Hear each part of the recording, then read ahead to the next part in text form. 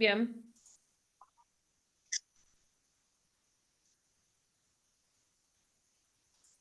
Bueno, buenas tardes a todos y a todas. Es un placer darles la bienvenida a este conversatorio titulado Enseñanza de la lengua y la literatura en contextos de encierro, que vamos a llevar adelante en el marco del primer encuentro de didáctica de la lengua y la literatura, el Toldo de Astier.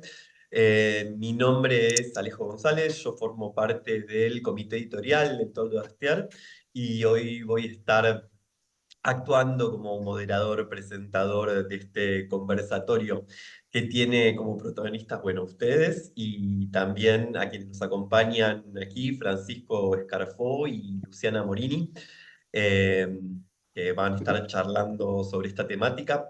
Eh, Primero voy a presentar a los disertantes. Y luego, bueno, les voy a ceder la palabra. En el marco de este conversatorio va a haber una primera parte en la que Luciana y Francisco van a hacer una presentación y luego una segunda parte va a tomar aproximadamente una hora, quizás un poco más. Y luego de esa presentación vamos a abrir el micrófono para que haya un intercambio y podamos charlar un ratito. Eh, Así que bueno.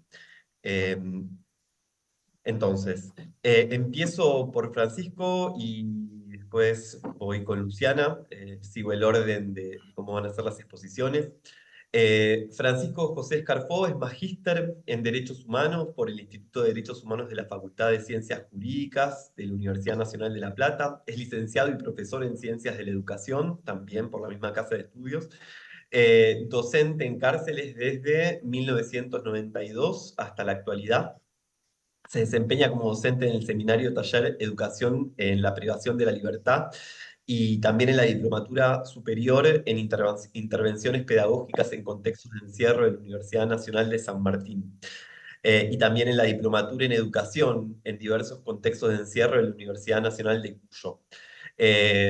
Francisco es fundador del GESEC, Grupo de Estudios sobre Educación en Cárceles. Luciana Morini es profesora y licenciada en Letras y doctoranda en Ciencias de la Educación por la Universidad de La Plata. Se desempeña como docente de la licenciatura en Enseñanza de la Lectura y la Escritura para la Educación Primaria de la Universidad Pedagógica Nacional. Y como secretaria de redacción de la revista El Toldo de Astier, propuestas y estudios sobre enseñanza de la lengua y la literatura, de la Cátedra de Didáctica de la Lengua y la Literatura 1 del Departamento de Letras de la Universidad Nacional de La Plata. Es correctora, editora e integrante del equipo editorial de la revista Propuesta Educativa, del programa Educación, Conocimiento y Sociedad de la Facultad Latinoamericana de Ciencias Sociales. Es investigadora externa del Centro de Estudios e Investigaciones Lingüísticas y miembro del Grupo de Estudios sobre Educación en Cárceles, GESEC. Bueno, entonces, les voy a ceder la palabra. Francisco, empezamos por vos. Yo me voy a encargar de proyectar, compartir la presentación. Un segundito les pido. Muy bien. Les pedimos por Excelente. favor que silencien los micrófonos por cualquier inconveniente sonoro, así no hay interrupciones y Francisco puede exponer tranquilamente. Muchas gracias. Bueno, Bueno, va. ante todo agradecer la invitación y nos resulta, por lo menos a los que venimos trabajando ya hace un tiempo en estos temas, muy auspicioso que tenga visibilidad la educación en contexto de privación de la libertad y mucho más auspicioso que desde las distintas disciplinas, distintos lugares del saber, también se aboquen, digo, a esta modalidad, en particular la didáctica y en particular la lengua y la literatura juntas con la didáctica, presten atención, digo, o dediquen tiempo a esta modalidad educativa. Lo primero que quiero decir, que tuvimos esta discusión con Luciana, fue esto de contextos de encierro. Y lo digo al principio porque veo justamente el flyer, el PowerPoint, y era justamente, yo les decía, debo poner contexto de encierro punitivo. Y justamente le decía esto porque hay muchos contextos de encierro. Digo, uno siempre piensa, digo, en estos últimos tiempos, cuando habla de encierro, que habla de la cárcel o algo parecido a la cárcel, ¿no? Puede ser centro de detención de jóvenes, pero hay también otros lugares de encierro, hospitales psiquiátricos, asilos de ancianos, los lugares de recuperación de la gente que están bajo un tratamiento de drogas, digo, hay lugares, digo, pero este contexto de encierro es un encierro punitivo, un encierro que transmite el castigo, ¿no? Con un dispositivo bien establecido como es la cárcel, ¿no? Con su lógica, con su genealogía, con su lógica premial. Entonces, es bien específico y yo siempre soy la idea de ponerle la palabra punitivo, ¿digo? Porque siempre el ejemplo que damos es un viaje en la fragata Libertad, digo, en el medio del mar, es también un contexto de encierro, en términos de Gossman, ¿no? De aquel libro Los internados. Entonces, digo, acá también hay un encierro, pero no es justamente en el medio del mar, ¿no? Es en la cárcel, bien muros, rejas, candados, sanciones, traslados, aislamiento, y todas las condiciones de hacinamiento, de sobrepoblación y demás, que, bueno, hacen a la vida cotidiana y dan una especificidad a la hora de intervenir socioeducativamente en principio, pero cuando hay un hecho tan singular como la enseñanza, ¿no? Y el aprendizaje, esa especificidad aparece y cruza realmente la labor docente, ¿no? Bien, pasamos al otro cuadro.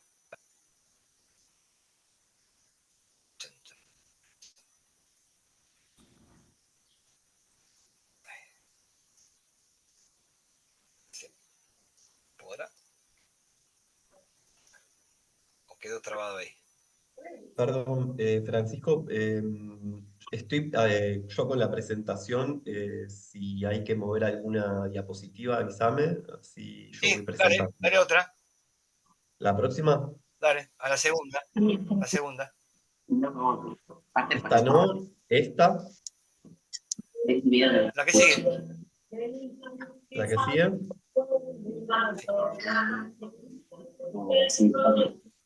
Sí.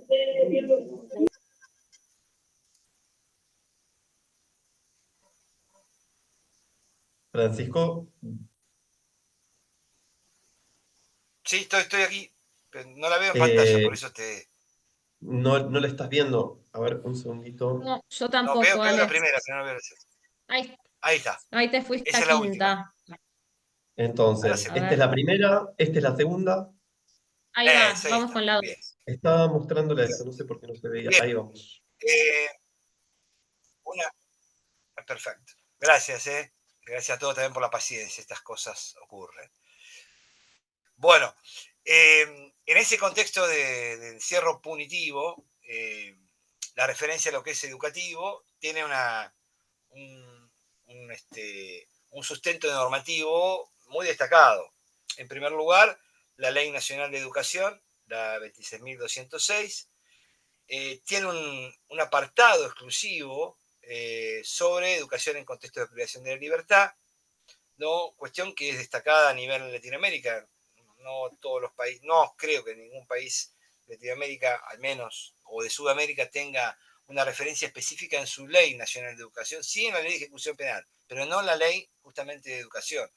Y aquí lo interesante es que este normativo plantea la educación como un derecho humano, la educación en contexto de privación, como el Estado garantiza el derecho a la educación, por ende, su perspectiva o su instancia de derecho humano, ¿no? Y le pone fines, el desarrollo integral y pleno de la persona. Eso obviamente cambia la mirada sobre la cuestión educativa en la cárcel, porque históricamente siempre la educación, el trabajo y la religión eran las tres tecnologías clásicas, ¿no? De la domesticación, del sometimiento, del día a día en la vida en la cárcel. Entonces, ahora estamos hablando que la educación ya no es una tecnología del control y disciplinamiento, sino que es justamente la garantía y la efectividad y el disfrute de un derecho humano. La segunda sustento normativo tiene dos partes. Por un lado, la ley de estímulo educativo, que es la ley 26.695 y su decreto reglamentario, que es una ley de la reforma es una ley que hace una reforma de la ley de ejecución penal, que no es poca cosa en los países de Latinoamérica. Una reforma de ejecución penal tiene mucha discusión, mucha marcha y contramarcha. Bueno, que en este caso, en el 2011, se dio esta posibilidad de tocar los artículos de la ley de ejecución penal que hablaban sobre educación y permitió reforzar esta idea de educación como derecho humano, poner al Estado como garante pleno de ese derecho.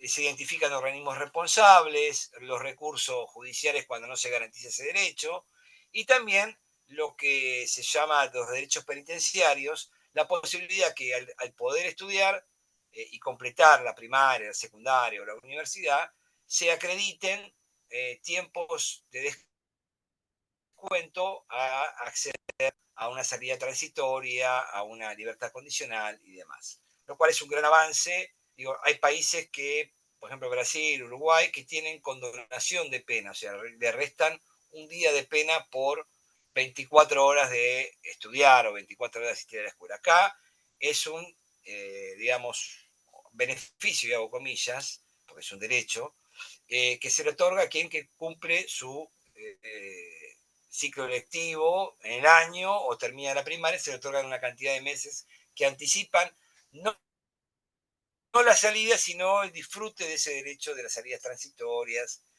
o libertades condicionales. Pasamos al otro, al 3.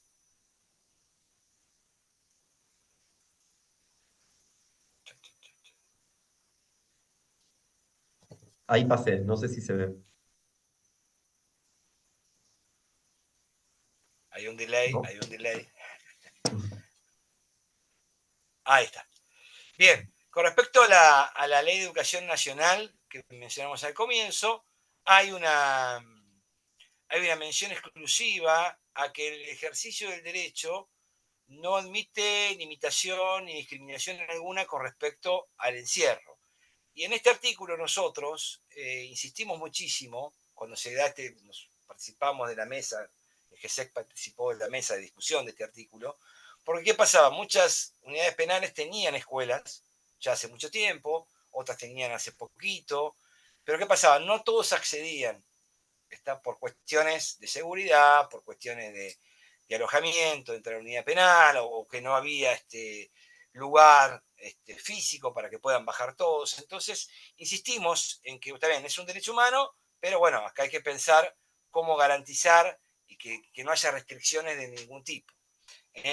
Y en esto es importante, porque después en el artículo 133 de la ley de estímulo educativo, se plantea lo mismo, ¿no? Que no solamente el Estado tiene que garantizarlo, las provincias y la Ciudad Autónoma de Buenos Aires, no, sino que justamente hablan que la política educativa no debe ser distinta en términos de colectivo, ¿no? Que debe ser la misma que reciben cualquier otra persona habitante del suelo argentino, lo cual en algún punto también agrega algo fundamental, que es, cuando hablamos de derecho, estamos hablando de sujeto de derecho. Y eso me parece que es una de las grandes avances que tiene la Argentina en términos de educación en contexto de privación de la libertad. Que la educación se formula como un derecho humano, lo que trae a colación que la persona privada de libertad es un sujeto de derecho, ¿no? En términos estrictamente o en términos generales, ¿no? Pero para el caso educativo entra a ser un sujeto de derecho, digamos, de manera plena. Pasamos al otro, al 4.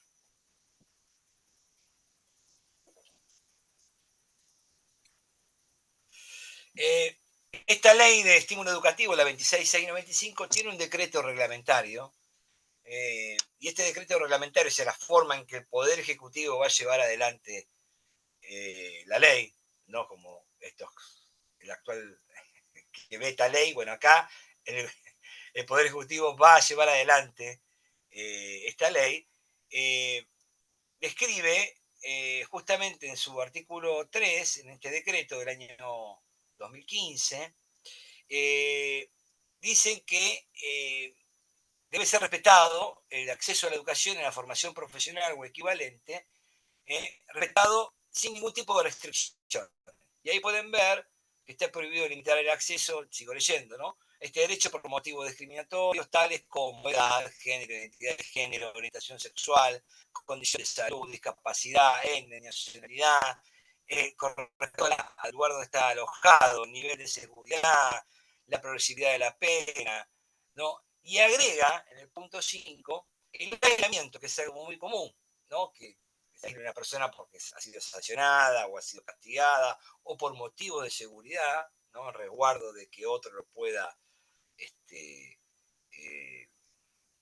afectar por alguna, no sé, cuentas pendientes o alguna cuestión de ese tipo. Dice, el aislamiento o cualquier otra medida disciplinaria no podrá afectar la asistencia a clases de las personas privadas de libertad. O sea, lleva mucho más allá, ¿no? De lo que, digo, esto que decíamos recién, no tener cuestión discriminatoria ni limitación. Bueno, justamente este decreto amplía y pone con nombre y apellido las situaciones de la no discriminación y encima alienta que si alguien está aislado por una cuestión disciplinaria, igualmente debe recibir educación. Después se verá cómo, pero digamos, no se le puede negar ese derecho. Pasamos al otro, al 5. Esto tiene implicancias, ¿no? Porque justamente cuando hablamos de un derecho humano, el Estado debe, por lo pronto, tener obligaciones, de respetar, de proteger, de garantizar, ¿no? El derecho y de promoverlo.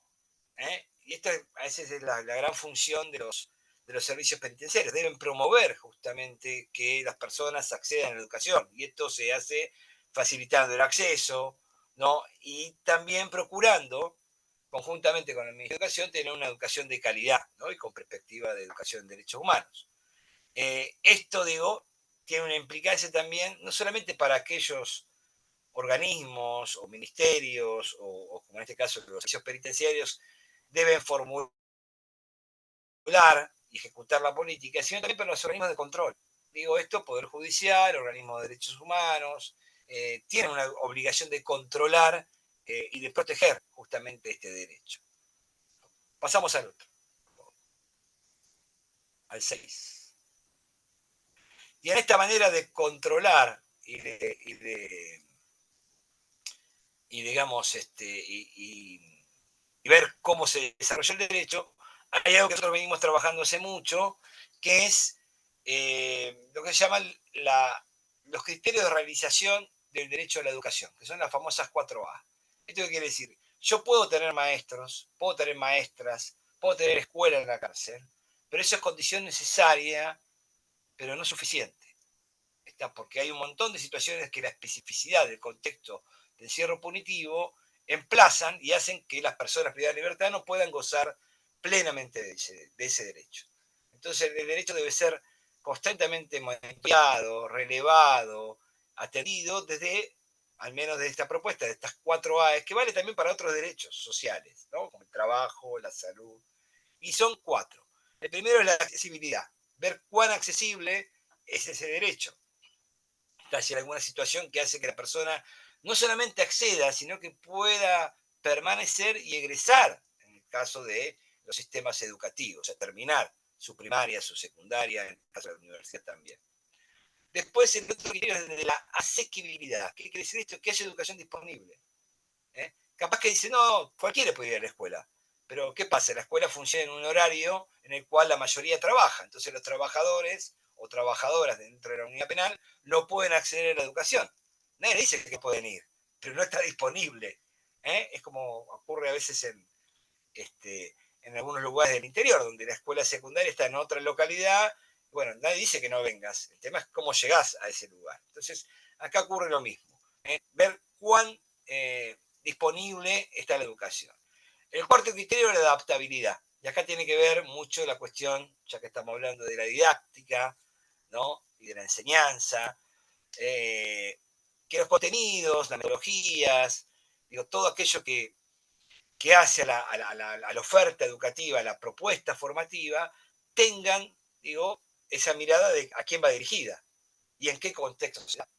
O sea, va dirigida a un sujeto joven, está joven adulto, preferentemente con trayectorias educativas muy fluctuantes, por decirlo de alguna manera, o intermitentes. Y esto, digo, hace, digamos, a una situación de vulnerabilidad, digo, pensando otros derechos, ¿no? De la persona antes de llegar a la cárcel, ¿no? Y después la cárcel como contexto específico que potencie esa situación de vulnerabilidad. Entonces ahí hay que ver las dos cosas, cómo la propuesta que se hace, la propuesta formativa, tenga en cuenta este criterio de adaptabilidad, que sea elegida, digo, a un sujeto que está en esta, que tiene su historia, su trayectoria, sus expectativas, sus potencialidades, sus capacidades, y a su vez también tengan en cuenta el contexto, digo, porque podemos ir 2 horas, 3 horas por día a dar clase, pero después la vida en la cárcel no es estar como uno puede estar en un campus universitario, está en la cárcel, ¿no? Donde hay un 20% más de riesgo de vida, donde los 5 sentidos, digo, están afectados por el encierro, ¿no? La visión, el gusto, la audición, digo, las condiciones de vida de sobrepoblación, de hacinamiento, la mala alimentación, digo, la violencia, el maltrato, digo, esas cosas siguen estando, y bueno, eso hace el contexto. Estar lejos de la familia, digo, esas cuestiones, digo, son vitales porque hacen a la subjetividad, y si mi propuesta apunta a ese sujeto, tengo que tener en cuenta la subjetividad de ese sujeto y a la vez también el contexto.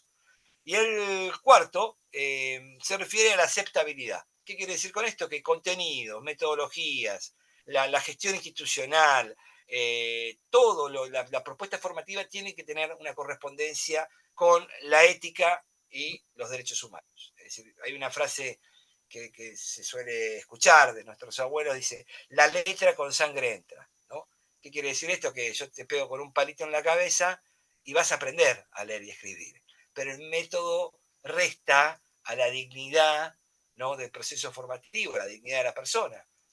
Tener propuestas formativas que no miran la cuestión autoritaria o no potencian la cuestión de la participación, digo, eso hace que el contenido o lo que yo esté llevando adelante pierda la cuestión de aceptabilidad.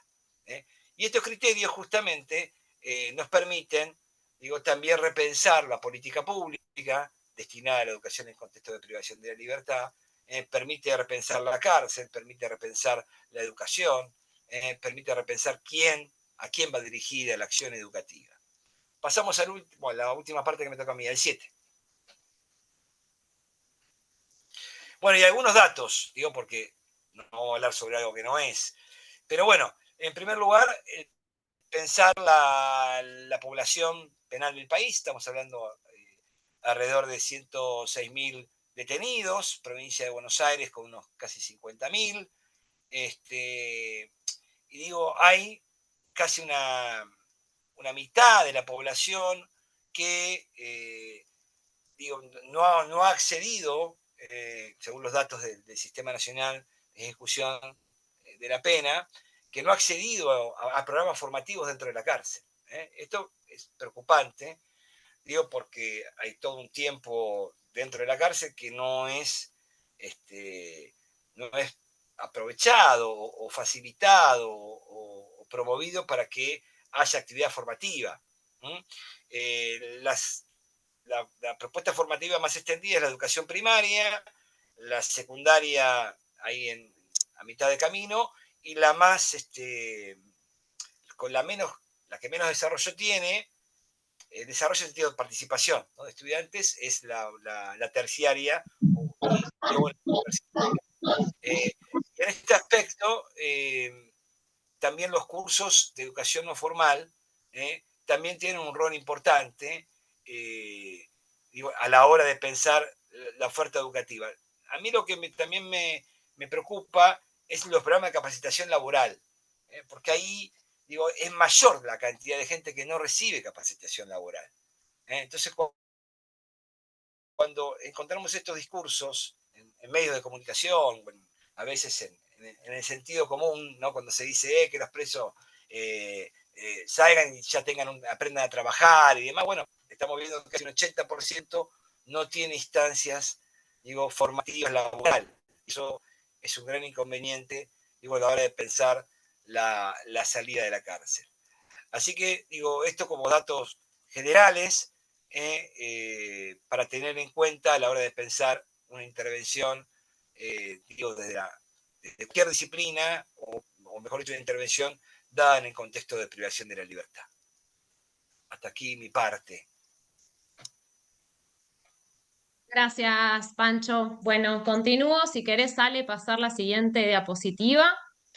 Bueno, después de esta gran presentación que hizo Francisco, si hablamos de los sentidos, ¿no? De la educación en la cárcel, estamos hablando, para Ale, que te pasaste. Estamos un par más arriba, en la 8. A ver, esa. Ahí va. Si pensamos a la educación entonces en contextos de encierro, hay que pensarla como un campo en tensión. Esto es un concepto de Valeria Freckman, que significa que la institución escuela se encuentra dentro de otra institución mayor, que es la cárcel, que va entonces a tensionar sus fines, sus prácticas, sus sentidos, ¿no? Y estas tensiones provienen de las leyes que estuvo hablando Francisco recién y cómo las conciben, si conciben a la educación como un derecho o se concibe la educación como un beneficio.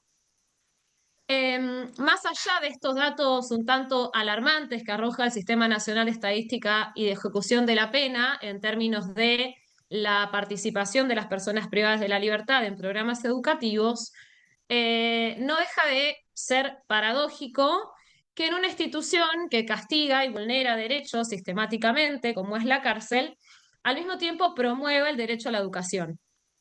Es en la cárcel donde muchas personas que fueron excluidas del sistema tradicional de educación, ya sea por repitencia, por abandono, por expulsión, por sobredad, por un montón de causas, retoman la escuela en la cárcel. Retoman la escuela primaria, la escuela secundaria y en menor medida, pero con un crecimiento sostenido en los últimos años, unas carreras universitarias.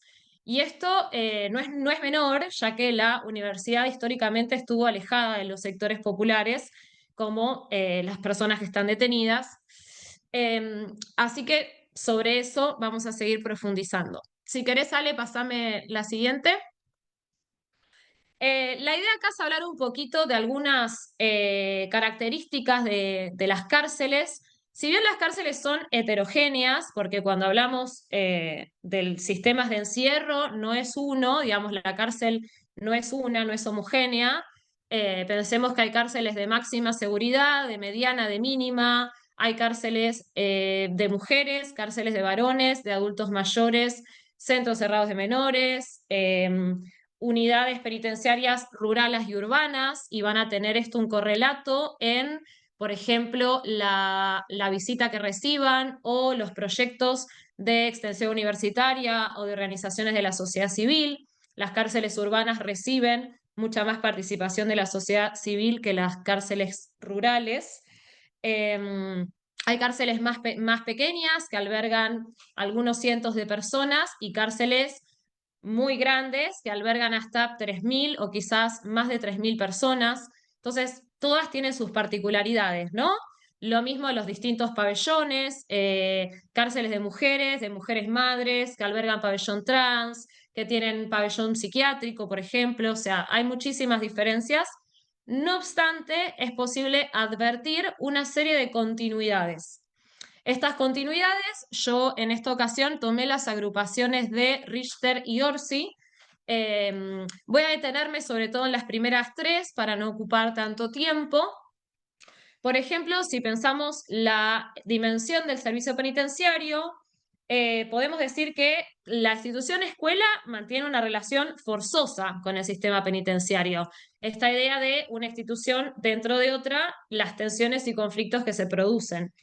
De allí que las personas, antes de asistir a los espacios educativos, antes y después, sean requisadas, el personal docente también al ingreso a la unidad.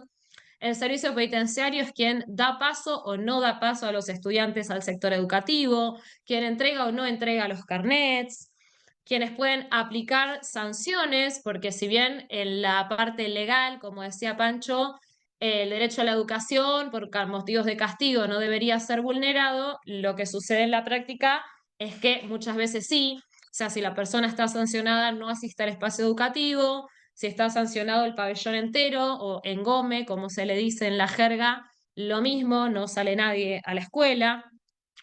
No obstante, también es posible identificar matices en estas relaciones. Por ejemplo, yo he estado trabajando en un montón de unidades que agentes del servicio penitenciario dan talleres, por ejemplo, de teatro, dan talleres de música.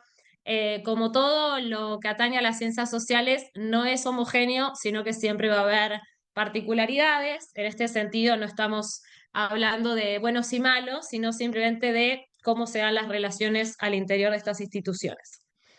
La segunda dimensión es la ética del oficio, atañe principalmente a los docentes.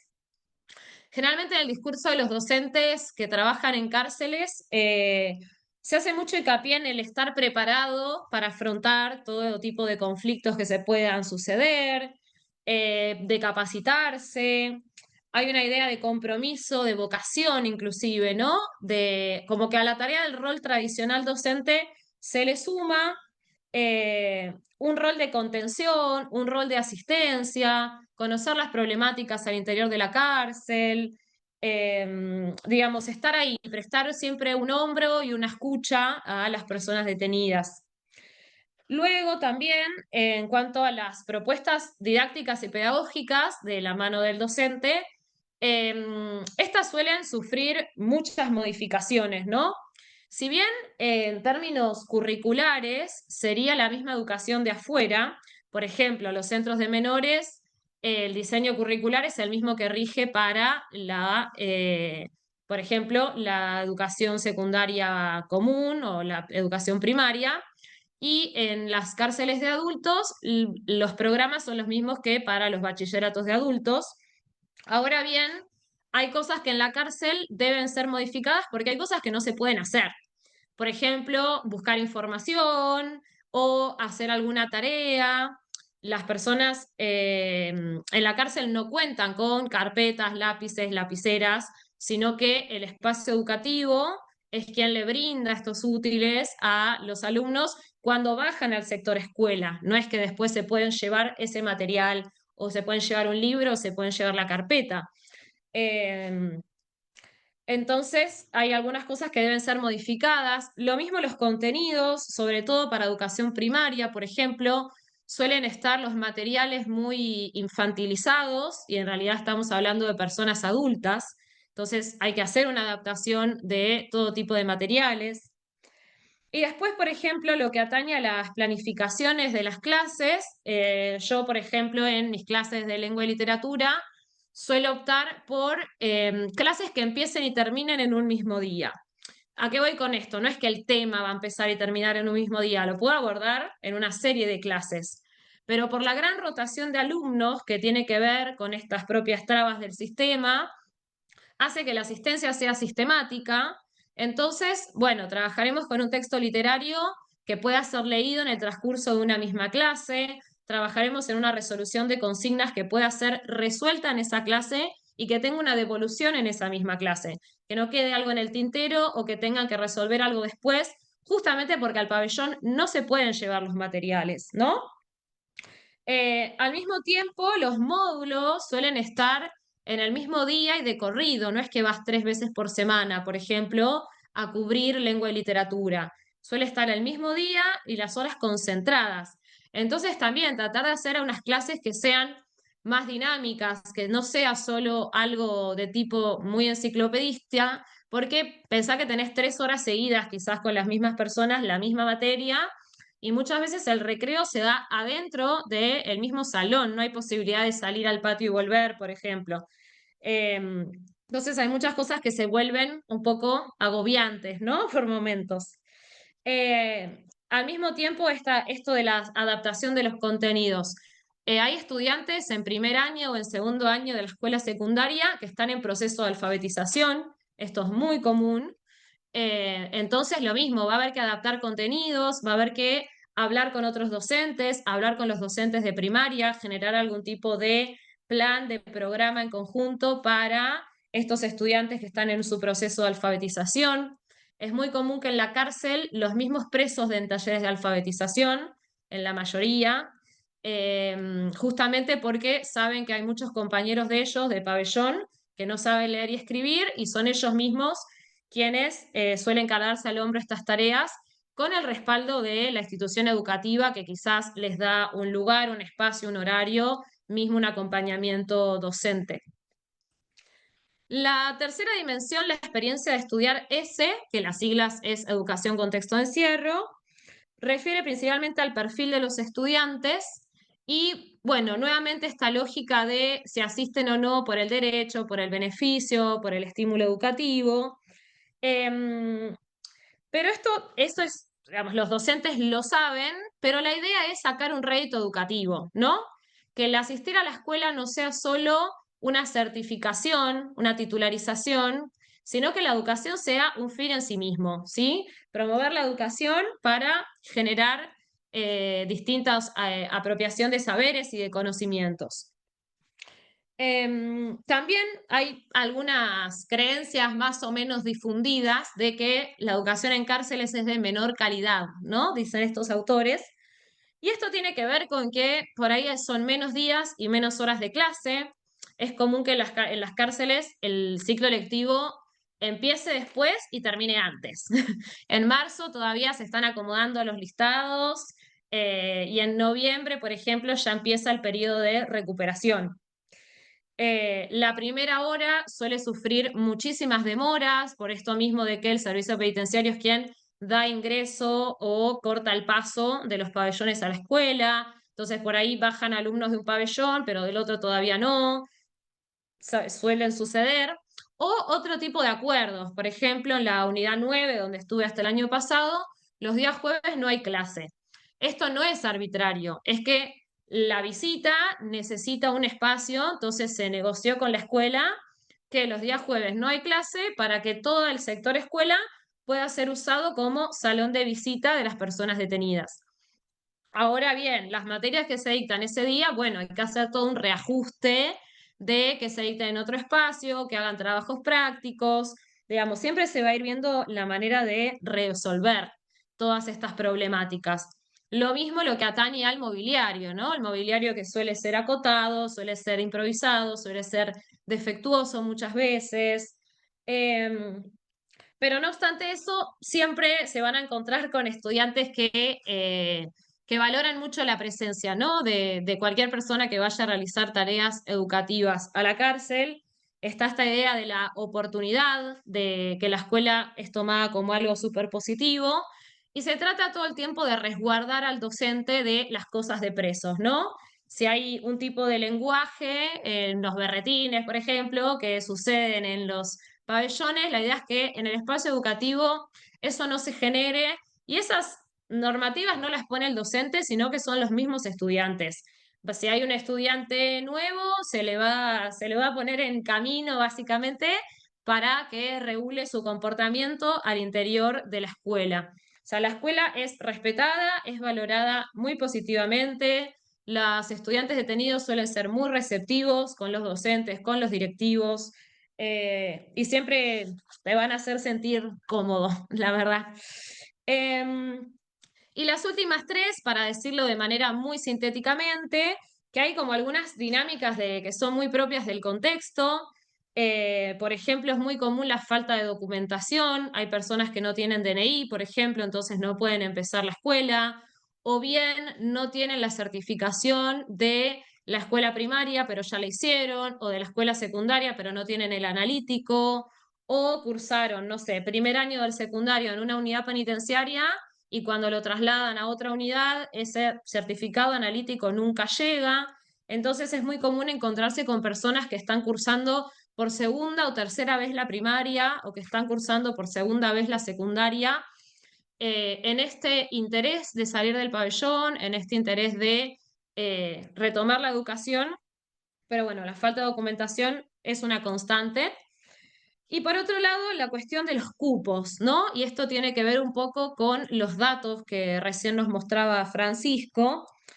Hay un sistema de cupos en todas las unidades para asistir a la escuela que son otorgados de manera más o menos discrecional. Hay cupos que los otorga la escuela, pero hay otros que los otorga el servicio penitenciario o alguna persona privada de libertad de mayor jerarquía. La figura de limpieza, como se le dice en cárceles, que es un preso que goza de cierta jerarquía al interior de los pabellones y puede manejar ciertos cupos para que alguien baje o no baje a la escuela. Si querés, seguí, Ale, con la siguiente diapositiva. Ahora bien, entrando ya bien de lleno en lo que es la dimensión de la enseñanza de la lengua y la literatura en cárceles, como venía comentando Francisco al principio de la presentación, todo este conjunto de leyes, de normativas que vienen del 2006 más o menos, desde los 2000 a la actualidad hubo un avance, ¿no?, en términos normativos y también en el plano de las políticas públicas. Estos avances se articulan en programas y acciones institucionales que son llevadas a cabo por escuelas, universidades, organizaciones de la sociedad civil que tienden a la ampliación de derechos y la inclusión social de las personas liberadas. En este contexto hay un crecimiento, si bien sigue siendo un área de vacancia, la educación en contextos de encierro no ha sido tan explorada, sí podemos advertir que de los 2000 para acá hay mucha más producción del conocimiento en esta área. De ahí que mi interés en mi tesina de licenciatura, que ese es el título, Dominancias en la producción reciente argentina, sobre lectura, escritura y experiencias formativas con la literatura en contextos de encierro punitivo, 2001-2020. El interés de mi tesis fue hacer una sistematización de todo lo que estaba escrito en el país sobre lectura y escritura en cárceles, ¿no? De ahí que trabajé con un corpus de trabajos, ya sean académicos, de divulgación, de política pública, producciones de didáctica de la lengua y la literatura, o bien algunas reflexiones eventuales que abordan la educación formal y la educación no formal en sus variantes de talleres de lectura, de escritura, gestión de bibliotecas y otros trabajos que analizan los escritos de las personas privadas de la libertad desde una perspectiva de los estudios literarios. Yo trabajé con un corpus bastante grande de producciones a nivel nacional, si bien hay muchas que son de provincia de Buenos Aires, también hay de otras provincias en menor medida, pero también están. Y en este corpus yo lo que advertí es que hay un encastre, esta es una figura que utiliza Carolina Cuesta, de perspectivas dominantes en la didáctica de la lengua y la literatura. Las perspectivas dominantes son la sociocultural y la psicogenética, que hoy es referenciada en el enfoque de prácticas del lenguaje en nuestro país. Y a estas perspectivas se le suma la perspectiva de la educación popular, ¿no?, como práctica política emancipadora. ¿Qué quiero decir con esto? Que en realidad estas dominancias, estas perspectivas dominantes, se encuentran en todo el sistema educativo y en todas sus modalidades, inclusive en contextos de encierro. Entonces, nosotros como docentes de lengua y literatura, en este sentido no es que es algo totalmente ajeno a lo que conocemos, totalmente distinto, sino que en realidad se replican muchísimas, digamos, concepciones, metodologías, aparatos teóricos presentes en las escuelas de la calle, ¿no?, como se le dice en la jerga. Ale, ¿me pasás la siguiente? Bien, en esta tesis yo elaboré dos premisas que ofician de hipótesis, que es que la primera, la lectura y la escritura literarias liberan, emancipan, permiten construir subjetividades. Acá hay algunas frases que yo tomé de estos textos que trabajo No coloco sus autores acá porque sería traer una frase desgajada de su contexto. Entonces, para quien le interese, la tesis está disponible en la web, en la página de Memoria Académica de la facultad. Solo voy a leer algunas para que no demore tanto tiempo, pero que me permiten ilustrar el porqué de estas premisas. La enseñanza de la literatura y las prácticas de lectura suponen un espacio liberador. El encuentro con la lectura ayuda a resistir los procesos de exclusión. Hay un otro con el que se intercambia y de esta manera, en ese lugar de intercambio, es donde el individuo es reconocido. La lectura y la escritura, en tanto prácticas sociales, hacen a los procesos de construcción de subjetividades. La literatura funciona como un recurso extraordinario para sobrevivir. A través de la escritura, la poesía o las historias podíamos salir del encierro, que de eso se trata la literatura, de buscar otras salidas, de salir de donde estemos con la imaginación. Pasamos a la siguiente. La segunda hipótesis es que en estos trabajos, o sea, porque es como un corpus de trabajos que hace el sistema, ¿no? Unas producciones unas con otras. La lectura y la escritura literarias alfabetizan, pues se entiende alfabetización como apropiación de la cultura letrada, ingreso o acceso a universos culturales más amplios. La lectura abriría un espacio compartido, habilitando el diálogo entre universos culturales diferentes, posibilitando una especie de evasión de ese contexto de encierro. Esta diferencia entre el adentro y el afuera a la que nos hemos referido, que es muchas veces una diferencia de clase, de educación formal en definitiva, como ya dijimos, de capital simbólico, implica en la práctica que los coordinadores valoramos los textos producidos adentro de la cárcel a partir de parámetros que traemos de afuera, de la facultad y otros espacios de formación. Se destaca la relevancia del taller de escritura en cuanto valor de la biblioteca abierta y la promoción a la lectura y la escritura, pues encontrarse con la literatura habilita el derecho a los accesos a los bienes culturales que fueron vulnerados. Si querés, pasamos a la siguiente, Ale. A ver si está ahí. Esta es la 13. Bien, para hacerlo de manera más sintética, en todos estos trabajos hay como una problematización que atañe a la enseñanza de la literatura y no a la enseñanza de la lengua. Creemos que esta omisión se debe a los fundamentos de las dominancias que estudiamos, ¿no? La literatura solamente es la que cumpliría con los objetivos de construir, transformar o liberar subjetividades. Por otro lado, tanto la perspectiva sociocultural como la psicogenética, en lo que atañe a la formación de lectores, confluyen en las afirmaciones sobre llevar adelante mediaciones, esta idea del rol del mediador, ¿no? No del docente como un profesional que enseña, sino como un mediador, como un facilitador entre la literatura y las personas, ¿no? Entre el libro y las personas. A que los estudiantes realicen libremente sus lecturas, autónomamente sus lecturas, en pos de que construyan subjetividades, siempre en la creencia de que la literatura propicia dichos objetivos, en la presunción de que todo lector se haya atrapado en unos modos de leer escolares, que los limitarían en cuanto a aperturas del pensamiento y con ello culturales. En este sentido, se revela que hay una creencia, ¿no?, de que la literatura es un plus simbólico en el sentido de que aporta cultura, ya sea esta formulada como subjetividad. Se infiere que la lectura y la escritura literarias ayudarían al proceso de construcción de subjetividades de las personas privadas de la libertad. O sea, si yo estoy diciendo que las personas necesitan construir su subjetividad, es porque estoy diciendo que no son sujetos. En todo caso, las subjetividades se revelan, se ponen de manifiesto, no se construyen. Yo como docente no estoy construyendo la subjetividad de una persona. Esa persona ya tiene una subjetividad, tiene una ideología, tiene un sistema de valores y de creencias.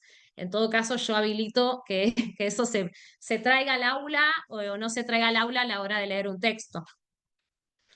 Al mismo tiempo de estas citas que les mostré o que les puse en pantalla, se desprende un poco que las personas privadas de la libertad no forman parte de la cultura letrada, porque si yo estoy diciendo que a partir de mi trabajo docente hago que estas personas ingresen o accedan a la cultura escrita, estoy dando cuenta de que no forman parte de esa cultura escrita y que yo como docente propiciaría que ingresen, ¿no?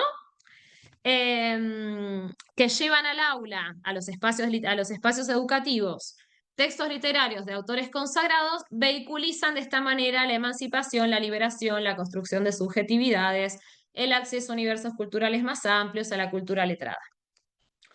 Al mismo tiempo, y con esta parte termino lo que atañe a esta tesina de licenciatura, lo que yo di cuenta en toda esta producción teórica es que hay, además de estas dos premisas, viene de la mano en realidad, una fuerte negativización de lo escolar. En muchos textos se habla de desescolarizar el espacio, hacer algo distinto a lo que hace la escuela, romper con lo tradicional.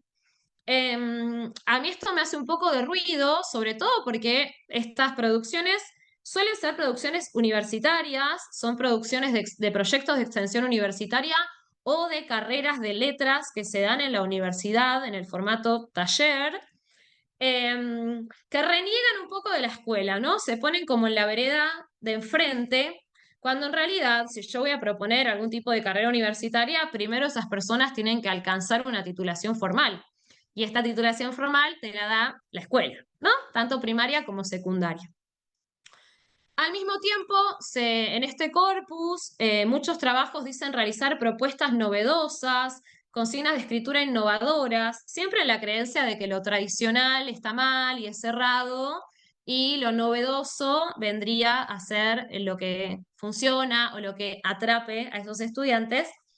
Y en realidad, desde una mirada atenta a la historia de la disciplina escolar lengua y literatura, si historizamos, podemos dar cuenta que ese tipo de consignas son de larga data en la historia de la disciplina escolar y vienen, por ejemplo, desde los estructuralismos argentinos. Es decir, si yo propongo una consigna de escritura en la cual les hago cambiar el final del texto, en la cual les hago cambiar de narrador, les hago cambiar el foco, les hago situar ese personaje en otro tiempo y espacio, todo esto viene desde los años 60, 80 en nuestro país. Y está perfecto, digo, no es que justamente lo tradicional no es malo, sino que bueno, lo innovador en todo caso no pasa por las consignas de escritura que se están proponiendo y en esta puja entre lo escolar y lo no escolar, ¿no? Ale, si querés cambiar.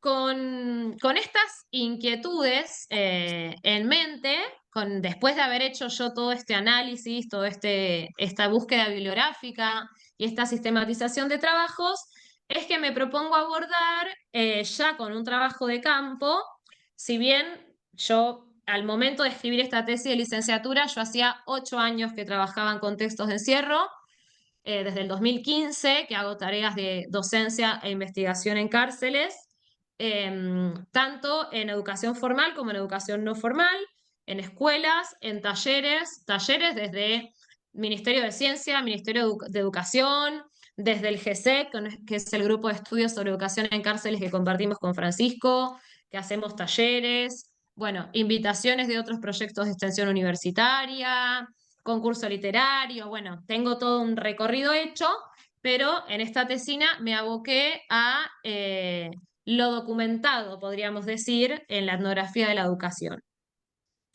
Ahora bien, me propuse entonces, ya en una tesis de doctorado, avanzar un poco sobre estas cruces y continuidades de la educación formal y no formal. O sea, yo había dado cuenta que todo este corpus, sobre todo, se abocaba a lo no formal, porque eran muchos talleres, ¿no? Y pocos iban a ir a observar la escuela. ¿Sí? ¿Qué estaba pasando en la escuela? Yo me dedico a educación secundaria, entonces mi foco fue educación secundaria, pero entonces quería ver cuánto de escolar había en lo no formal y cuánto de lo no escolar había en lo formal, para decirlo de alguna manera, ¿no? Digamos, si conviven un poco estas tradiciones en la práctica. De ahí que mi tesis doctoral, que está en proceso, se titule Modos de leer y escribir de jóvenes en contextos de encierro punitivo, relación con el saber, vínculos y estrategias en espacios formativos formales y no formales. El trabajo de campo para esta investigación lo desarrollé en la unidad penitenciaria número 9 durante 2 ciclos lectivos en el CENS 471, en el curso primero D, turno mañana, en la materia lengua y literatura, y en un espacio de educación no formal, un taller literario en articulación con el PIATJA. El PIATJA es el Programa Integral de Asistencia y Tratamiento para Jóvenes Adultos.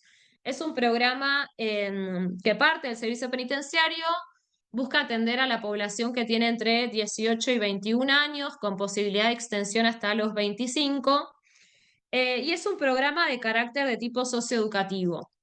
O sea, los jóvenes que quieran participar del programa tienen que firmar un acta de acuerdo y deben comprometerse a asistir a la escuela, ya sea primaria o secundaria, y o realizar talleres de formación laboral o talleres de tipo artístico, deportivo, entre otros. Entonces, yo durante 2 ciclos lectivos fui a la escuela y di este taller con un grupo de jóvenes del pabellón diferencial número 10 de jóvenes adultos. La idea fue entonces analizar los modos de leer, de escribir, decir, de validar los saberes sobre la lengua y la literatura que desplegaban los jóvenes, porque hice un recorte etario. Justamente las investigaciones tienen que hacer pequeños recortes para que pueda ser viable su realización.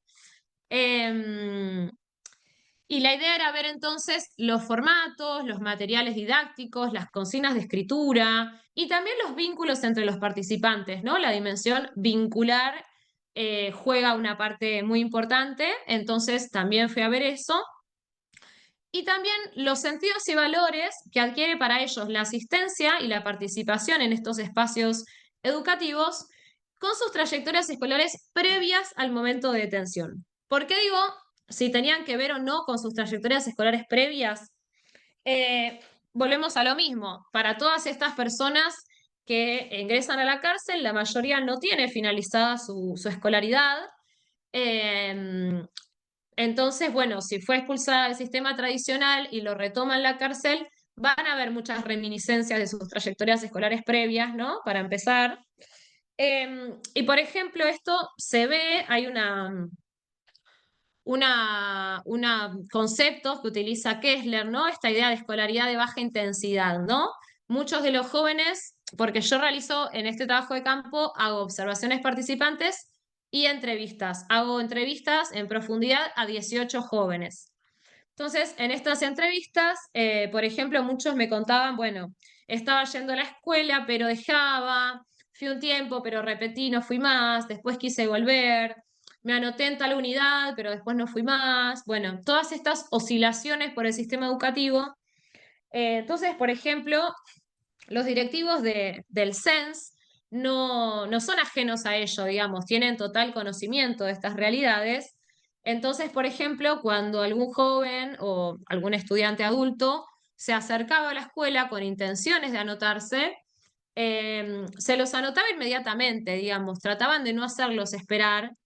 Esto me lo dice el director en una entrevista, dice, tratamos de no tener lo que llaman lista de espera, dice que es una estancia bastante infame, sino que tratamos de incorporarlos permanentemente. En cualquier momento del año, si viene en octubre a anotarse a la escuela, lo anotamos, empieza en octubre. Después verá con cada docente si rinde las materias, si hace un trabajo práctico, si se va directo a recuperación, pero si está la motivación de empezar la escuela, se lo anota. Si querés pasar, Alejo, de diapositiva.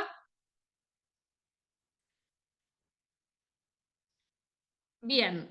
Y ya para ir cerrando y para poder dar paso a los comentarios, como les comentaba, es una investigación que está en proceso, pero lo que les puedo adelantar en este trabajo de campo realizado y en este conjunto de entrevistas realizadas, y en esta vinculación entre lo formal y lo no formal, específicamente en el área de lengua y literatura, en principio cuando les pregunté sobre las razones de asistir a la escuela, ¿no?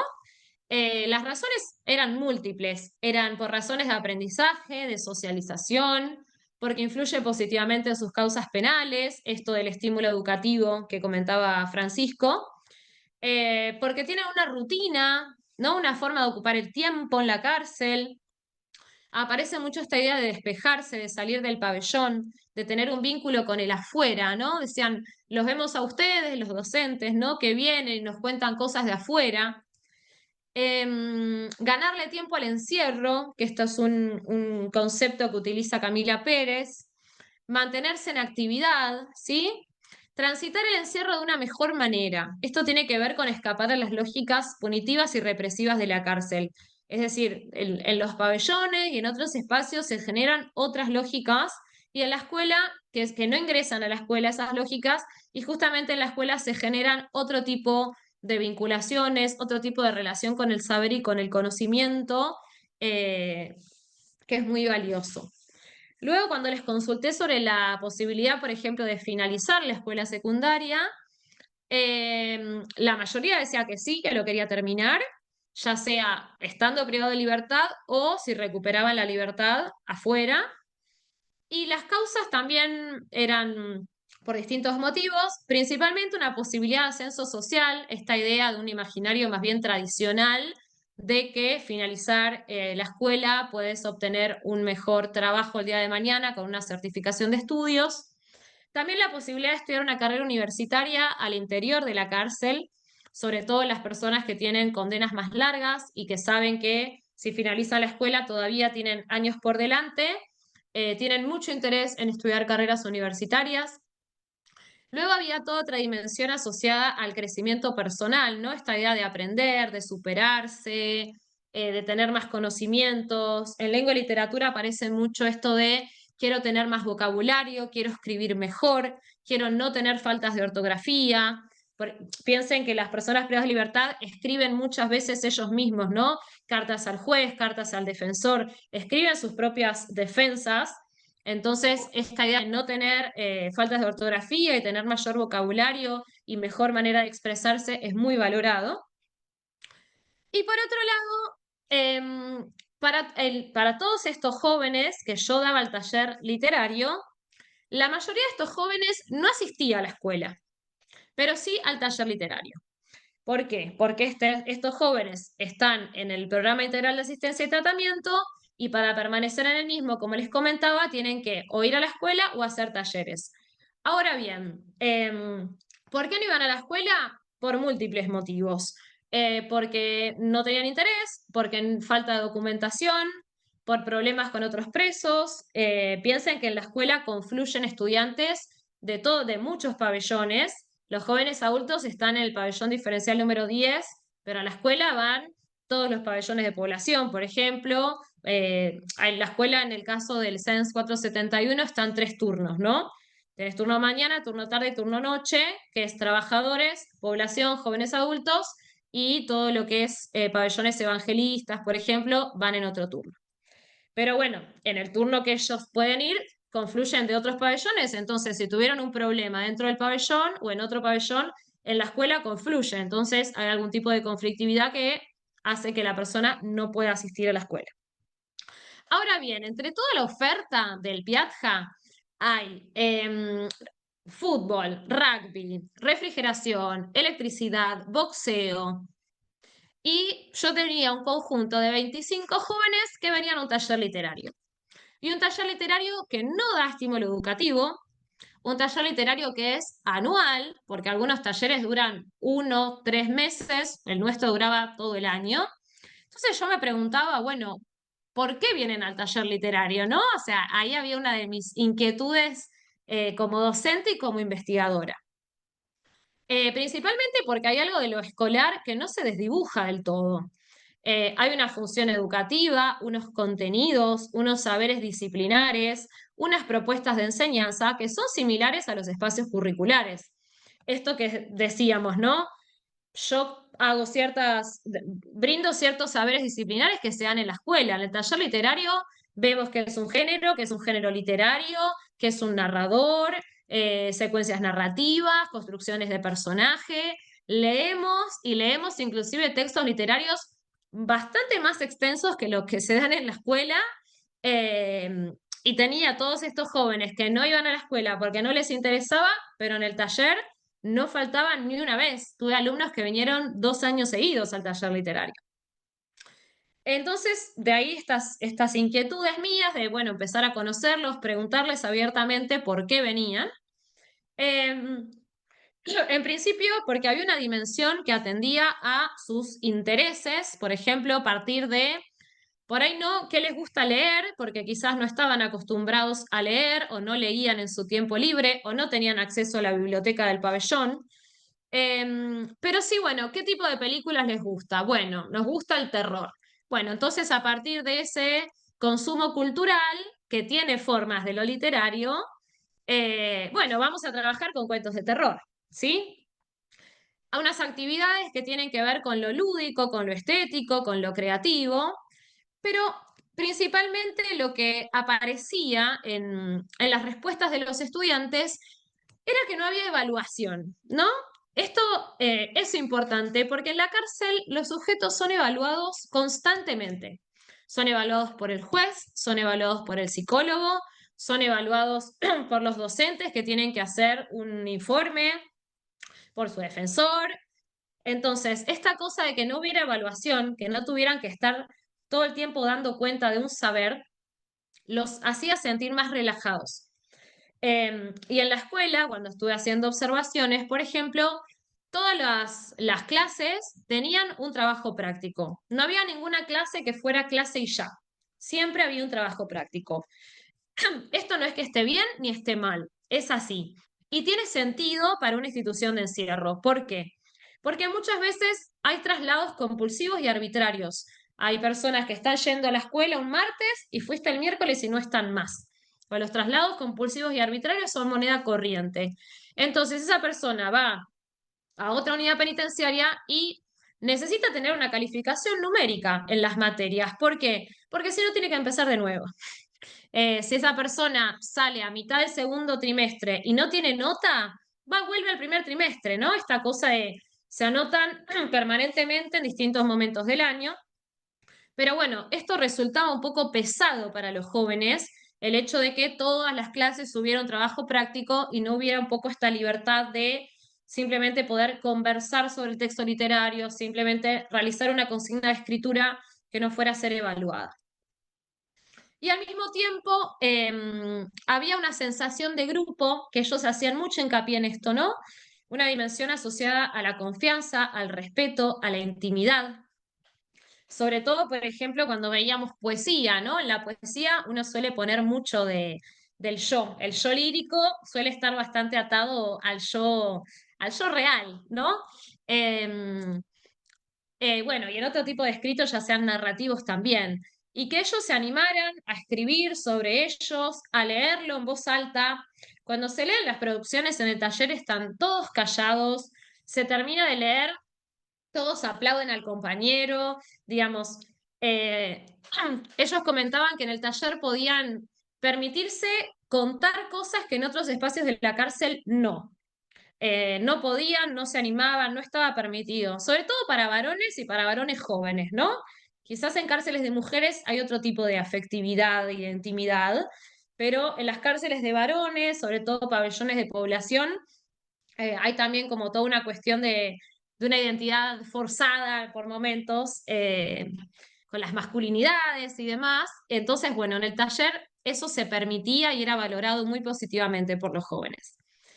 Por otro lado, una estrategia de personalización de los vínculos, que esto es un concepto de Mariana Nobile, que tiene que ver con esto, saber que la persona es una, que tiene un nombre, que tiene un apellido, que no es un número más. En la cárcel, las cárceles de Argentina están superpobladas, la unidad 9 tiene 1930 detenidos, es muchísimo.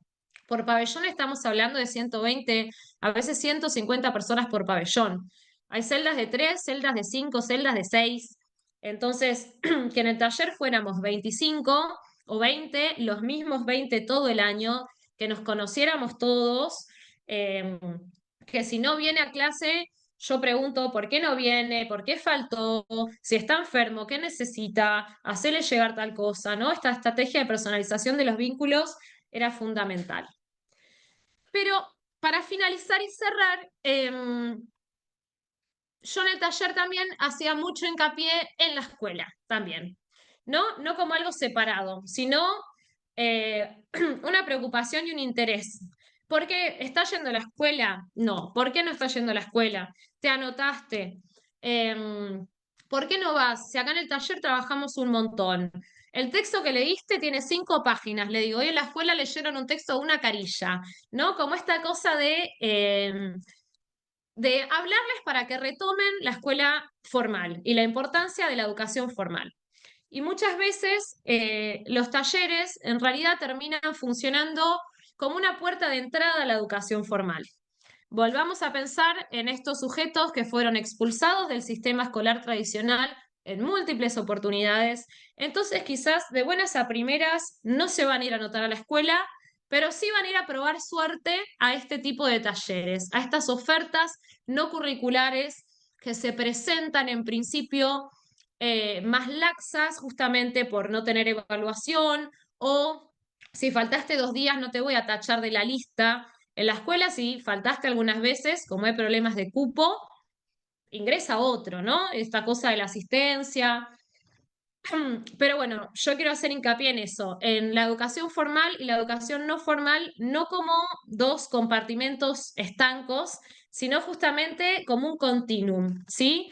Que la escuela pueda tomar algunas prácticas un poco más laxas de la educación no formal, sobre todo en estos contextos tan restrictivos como la cárcel, que se pueda dialogar más, que se puedan abrir más, porque ya están encerrados todo el tiempo y al mismo tiempo que el taller pueda tomar cosas de la escuela, que no por ser un taller es algo de que yo no enseño y que es lúdico y que voy a simplemente mediar, voy a desparramar unos libros y que lean y se apropien libremente de la literatura y que la literatura los va a salvar y la literatura va a evadir su contexto de privación de libertad. Yo no creo que la literatura evada. Sí que te puede gustar, soy profesora de literatura, por eso me gusta y me dedico a lo que hago, pero no por leer un libro en la cárcel yo voy a salir volando y estar en otro lugar, sino que a su vez la literatura tiene unos saberes disciplinares, unos conocimientos que hay que enseñarlos, y que hay que enseñarlos en una escuela o en un taller también. Y sobre todo ellos demandan ese tipo de conocimientos literarios, no solo el escribir poesía porque sí, sino, bueno, demandan un conocimiento sobre géneros, sobre autores, sobre estilos, sobre ortografía, y que el taller también es un lugar para enseñar y para dar cuenta de todos esos saberes disciplinares. Y por último, y con esta frase cierro, también tanto los espacios educativos formales como no formales permiten que se desplieguen otras lógicas distintas a las que predominan en la cárcel, ¿sí? La cárcel hay mucha violencia, hay abandono, hay vulnerabilidades, hay privación de derechos, y la educación, ya sea formal, no formal, cursos de capacitación laboral, universidad, primaria, secundaria, viene gente de afuera, viene la sociedad civil, se despliegan otras lógicas y que son súper valoradas y son súper necesarias en la cárcel. Así que espero con esta charla haber motivado o haber instado a cualquiera que esté acá, que por algo hay un interés, a que si tienen posibilidad de acercarse a algún espacio educativo intramuros a trabajar o a dictar talleres de cualquier tipo, lo hagan siempre con un proyecto, con una formación. No es que se va a hacer cualquier cosa, no porque tengo un ratito libre voy y doy un taller, siempre con un proyecto conciso, formación, con un grupo de trabajo, pero nada, es muy valorable y se van a sentir súper cómodos porque los estudiantes suelen ser súper receptivos. Termino. Bueno, muchísimas gracias, Luciana, Francisco. Súper interesantes las 2 presentaciones, con muchos cruces, puntos en común. Bueno, abrimos el espacio de intercambio para que quienes quieran puedan comentar, preguntar. Hay agradecimientos de parte de Malena. No sé si Francisco ¿Querés hacer algún comentario sobre la presentación de Luciana? Marta nos dice qué placer Bueno, escucharte, no, Luciana. mirá, Sí, bueno. No, yo solamente sumar a lo brillantemente expuesto por Luciana.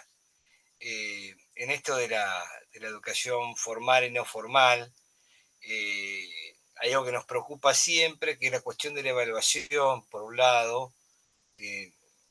Internamente en el grupo lo charlamos, porque la evaluación, la observación, digo, está presente en la lógica de la cárcel.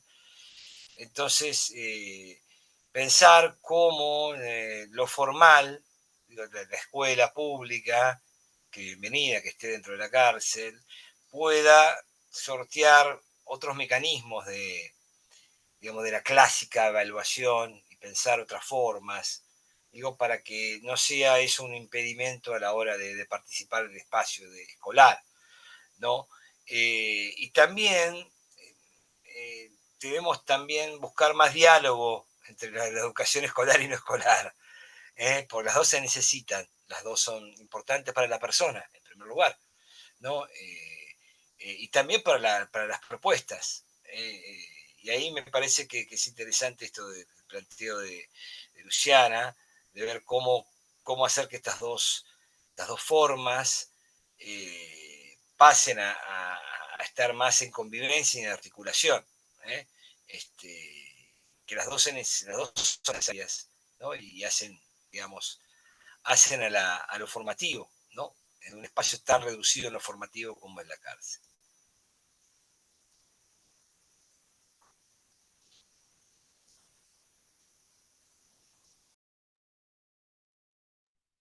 las invitamos a hacer preguntas, compartir reflexiones, experiencias que puedan entrar en diálogo con las reflexiones que acaban de volcar Francisco, Luciana, o algo nuevo, distinto, que quieran comentarnos.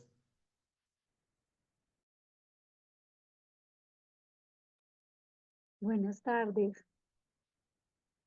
Mi nombre es Yamile Carrillo. Sí, ¿me escuchas bien? Te escuchamos, Yamila. Buenas Se te escucha tardes. muy bien. Buenas Buenas tardes. tardes. Yo vivo en Bogotá. Estoy aquí porque yo estoy haciendo el doctorado en educación en la Universidad Nacional de La Plata, pero mi trabajo y mi encuentro con las cárceles ha sido aquí en Colombia, en varias cárceles del país.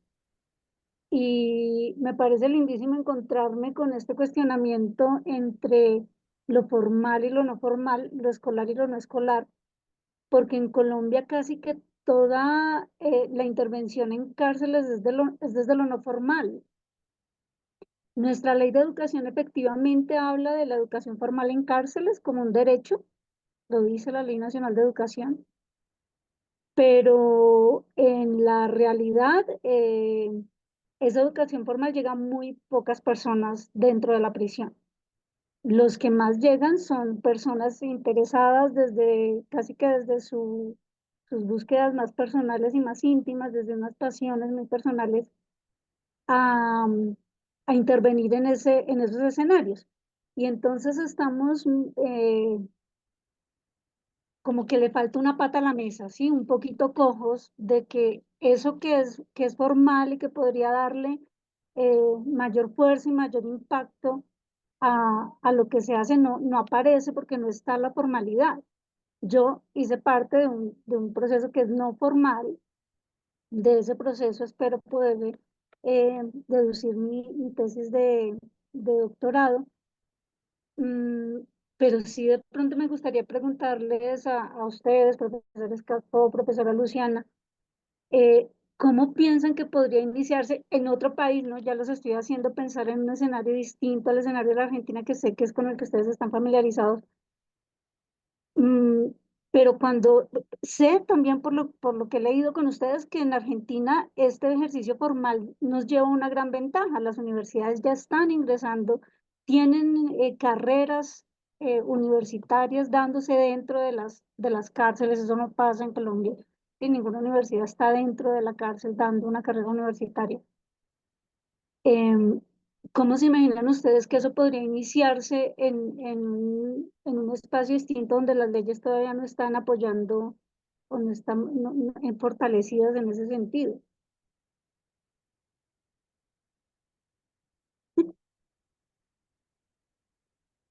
¿Alguno que quiera hacerse cargo de la pregunta? Luciano, Francisco.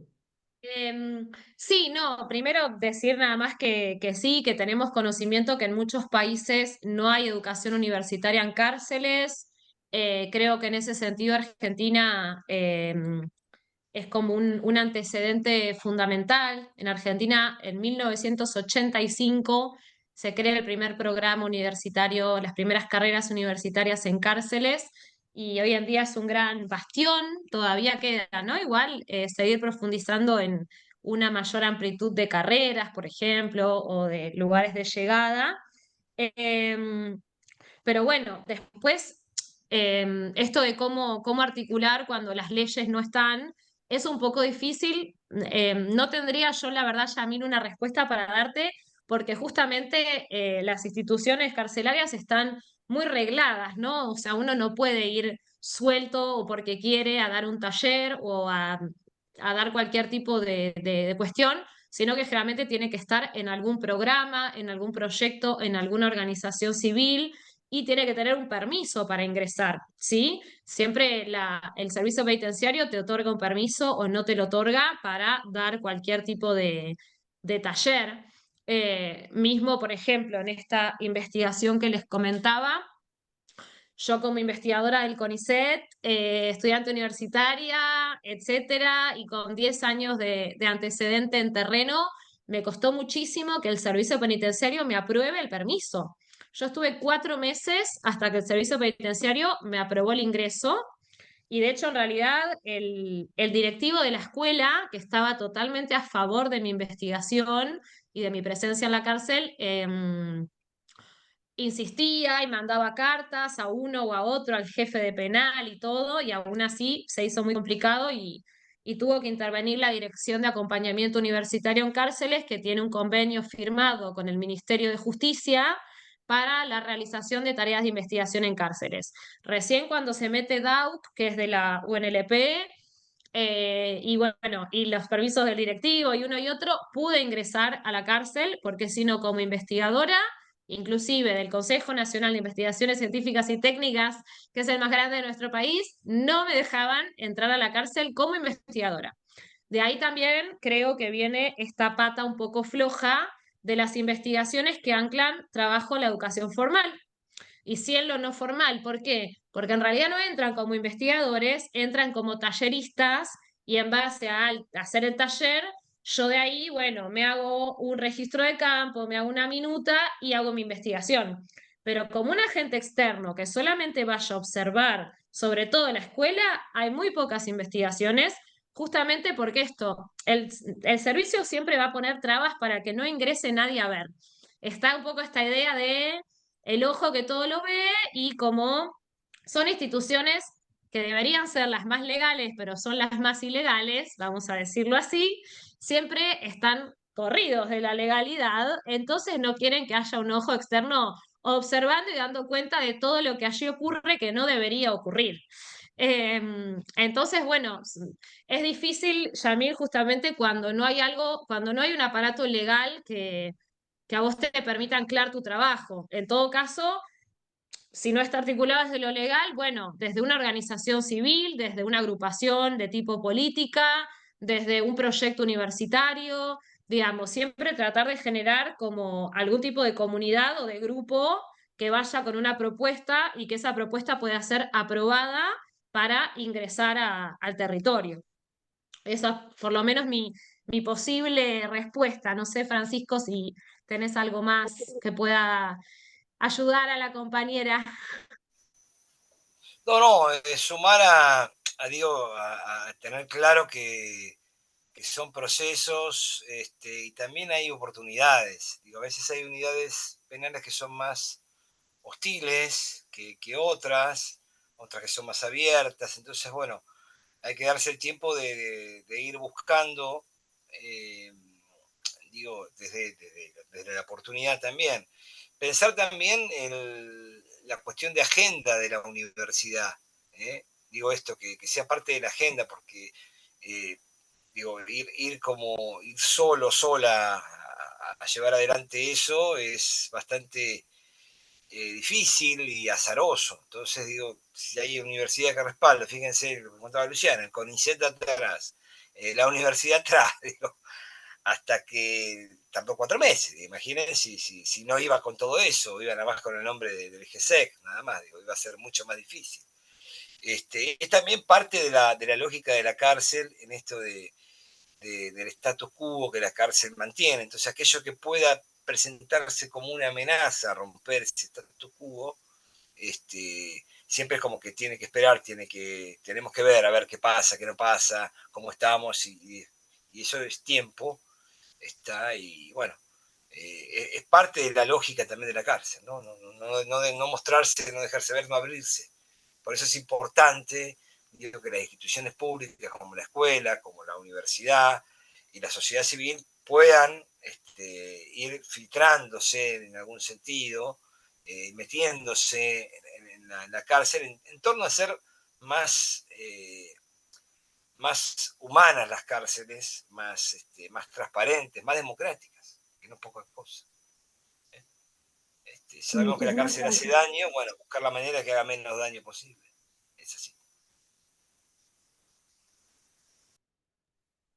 Hay una pregunta en el grupo, en el chat, perdón, y después un comentario, si quieren los leo.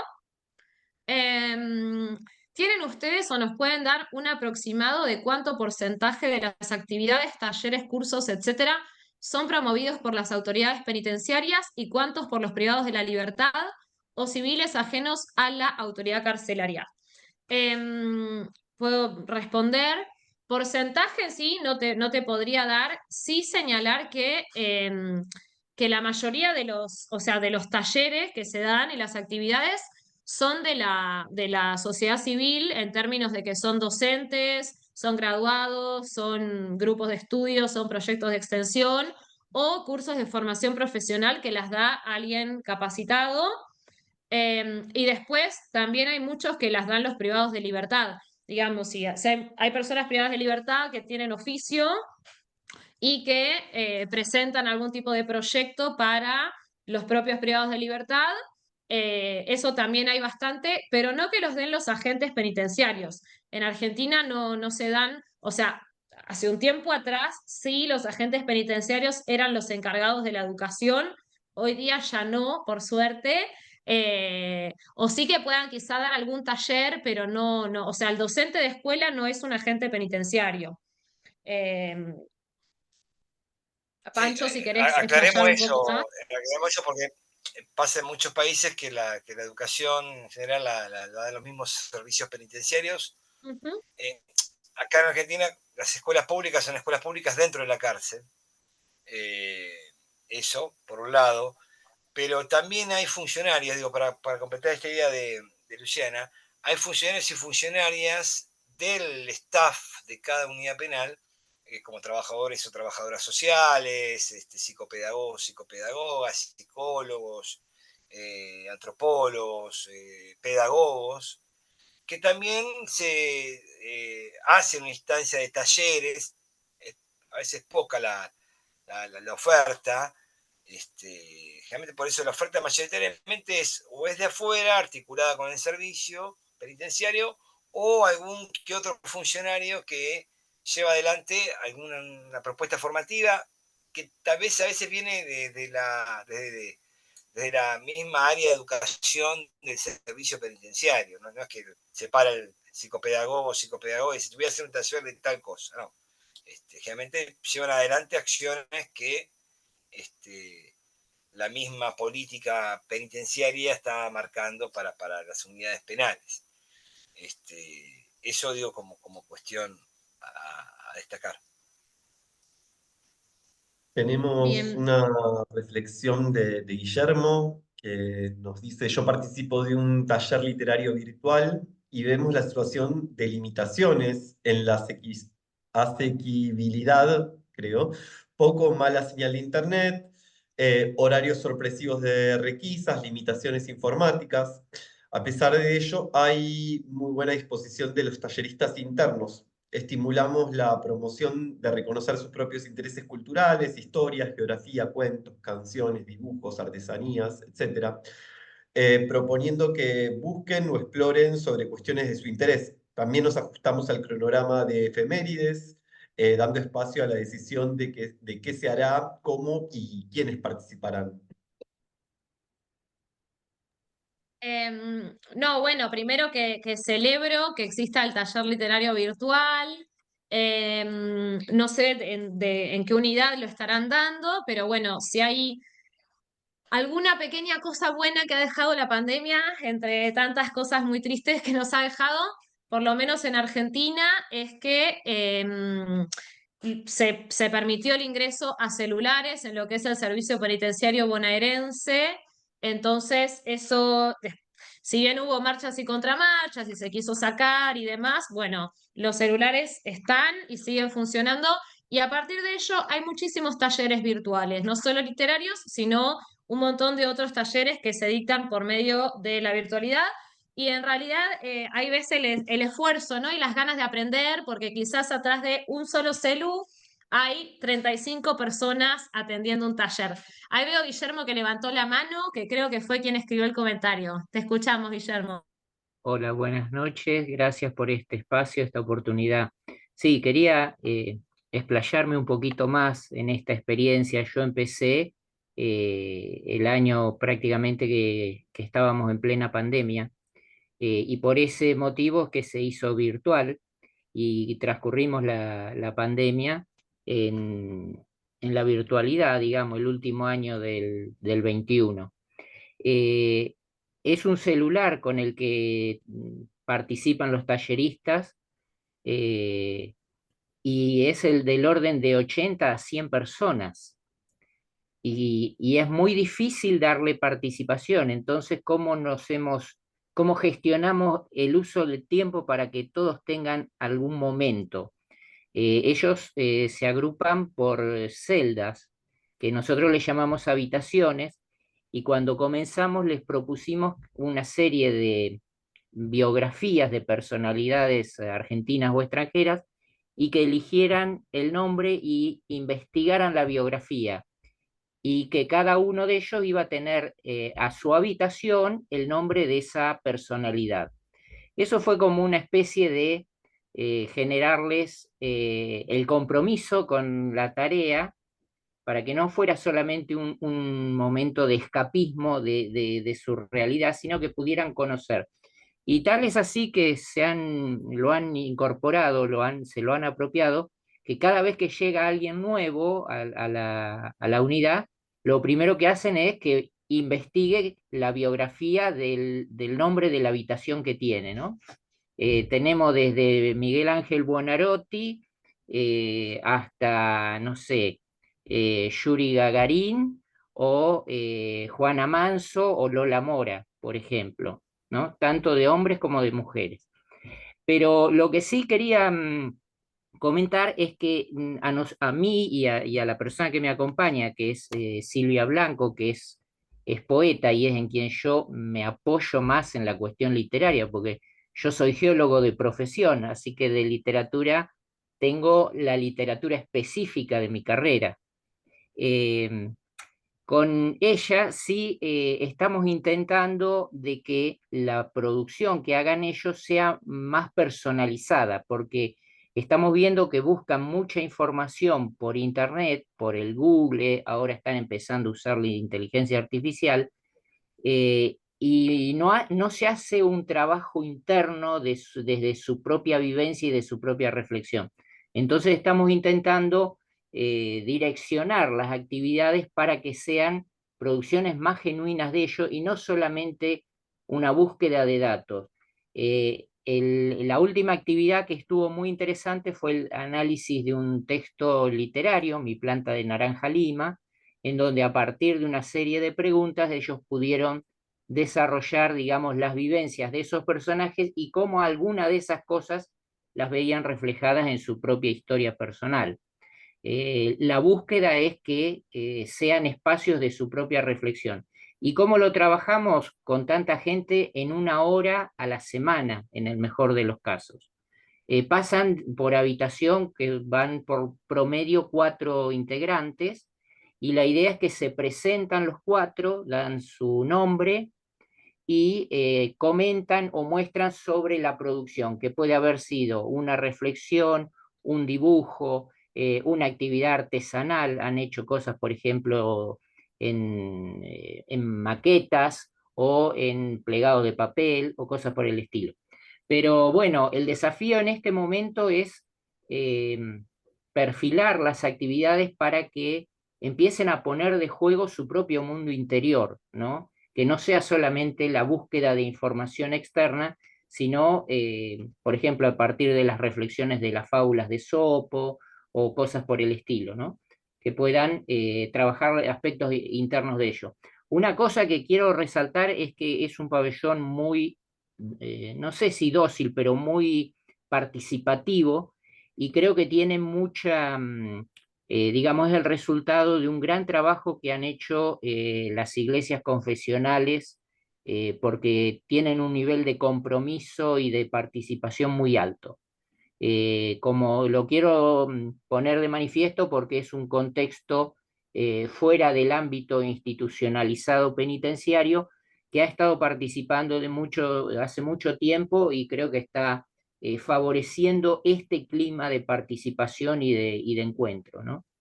Así que bueno, era eso lo que quería compartirles. Gracias.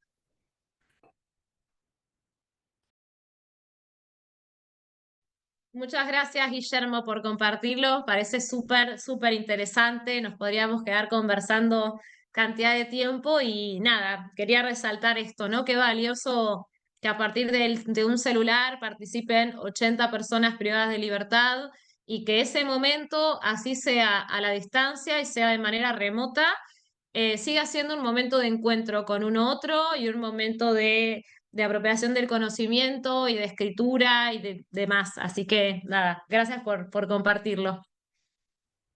Tenemos un comentario de Diego Raúl Rodríguez. Sucede en Colombia que la mayoría de propuestas educativas se generan por los mismos privados de la libertad, desde los presos que ayudan a sus compañeros de celda con sus procesos de aprendizaje, hasta los que gestionan de alguna manera los talleres con algo más de formalidad. Pareciera ser que la autoridad penitenciaria se vuelve más una piedra en el camino que un apoyo a las propuestas de educación no formal e informal generadas por los privados de la libertad.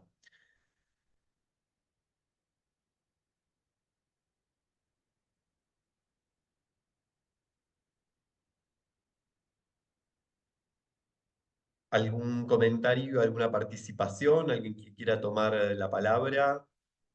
Sí, Sí, por ahí yo decirle, decirles, ahí está Pancho, dale, dale, Pancho.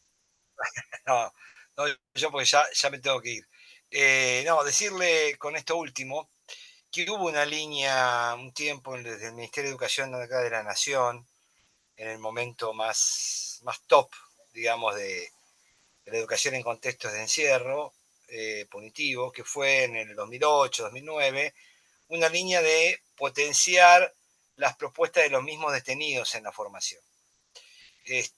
Lo cual es muy valioso, eh, digo, porque eso hace a potenciar las potencialidades, valga la redundancia.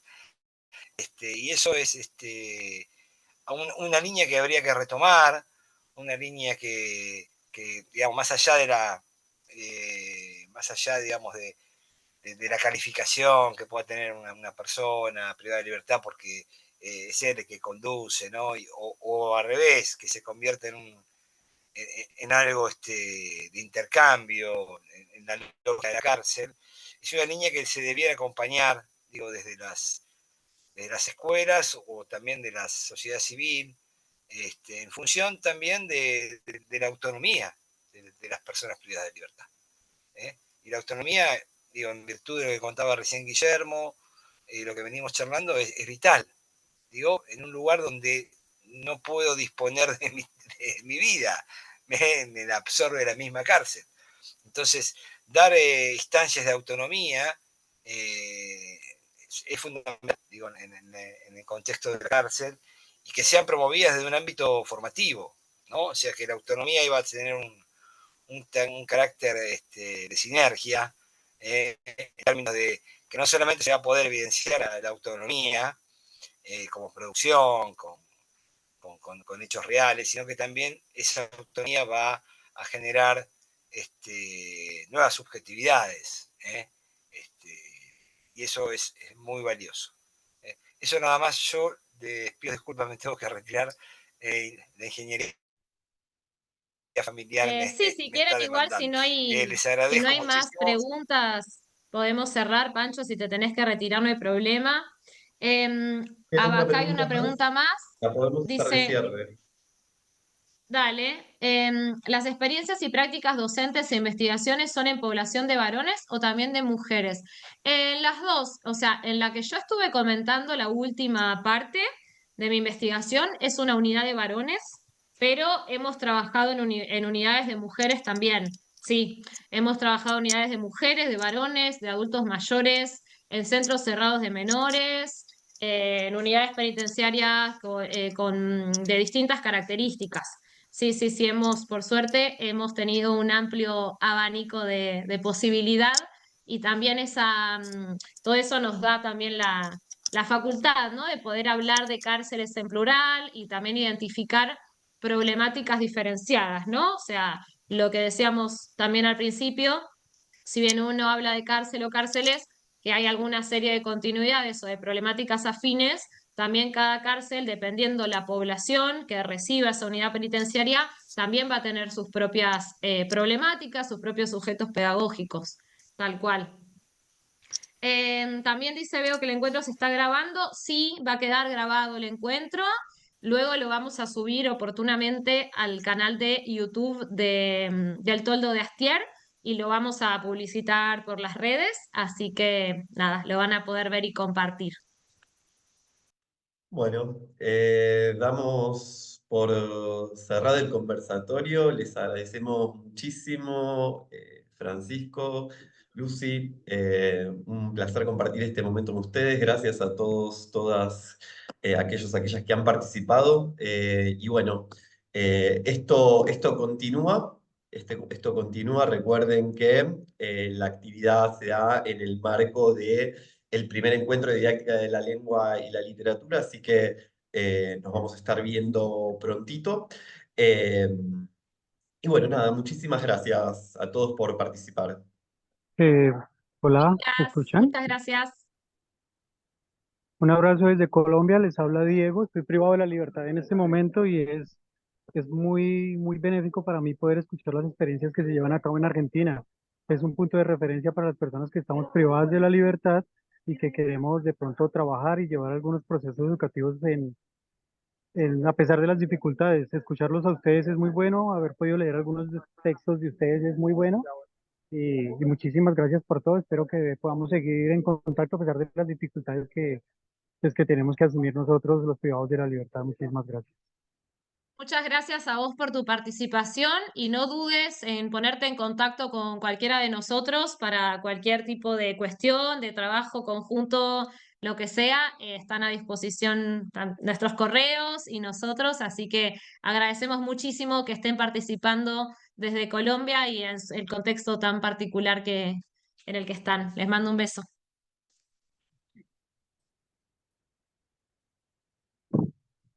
Bueno, muchísimas gracias. Adiós todos. Hasta luego. Adiós, adiós.